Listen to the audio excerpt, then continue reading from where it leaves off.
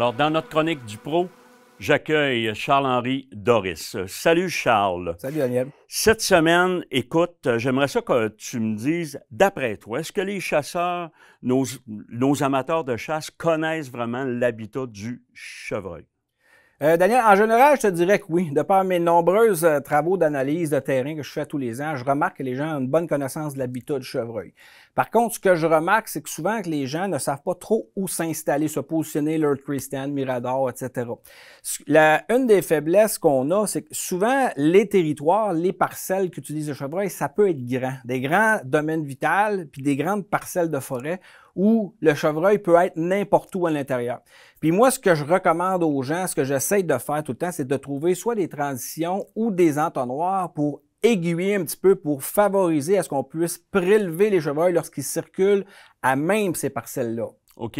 Puis toi, de ton côté, est-ce que tu avais un support vidéo pour nous expliquer encore mieux? Oui, cet été, j'ai fait voler mon drone dans un des territoires de chasse que je chasse pour montrer un petit peu aux gens de quoi peuvent avoir l'air des entonnoirs. Parce que les entonnoirs peuvent être subtils.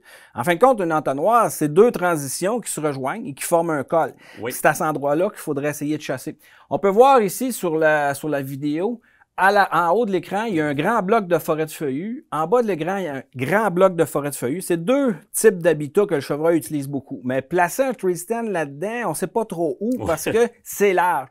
Mais en bas, au coin, on se ramasse avec un entonnoir qui forme un col. Puis c'est à cet endroit-là que c'est beaucoup plus favorable pour attendre un chevreuil. C'est un peu comme une sortie d'autoroute. Tout le monde y passe. Donc, les entonnoirs, c'est des choses que je cherche à trouver en tout temps. On peut voir ici, justement, là, à même l'entonnoir que j'ai montré dans la vidéo, un groupe de bocs qui passe en été. Ce qui est vraiment intéressant, c'est que dans une trail proprement dit, on voit que les chevreuils ont comme pas le choix de passer dans un endroit précis. Si on chasse, exemple, à l'arc, si on chasse à l'arme à feu, mais dans un couvert relativement fermé, une forêt dense, ben les entonnoirs favorisent vraiment la récolte du chevreuil. Donc, c'est vraiment impressionnant. Donc là, on parle d'un entonnoir naturel. C'est ce que tu viens de nous montrer, là. Exactement. C'est un entonnoir créé par différentes sphères, comme il y a à l'arrière-plan, on voit la cabanon de la maison. Puis regardez, beau boc en plein jour. C'est un boc du Québec qui passe en plein jour. Fin novembre, période de chasse encore. Mais impressionnant quand on voit quand même des spécimens de cette envergure, c'est chez nous. Alors, on va essayer d'en profiter. Merci beaucoup, Charles. De l'autre côté, on s'en va vers notre film de chasse de la semaine.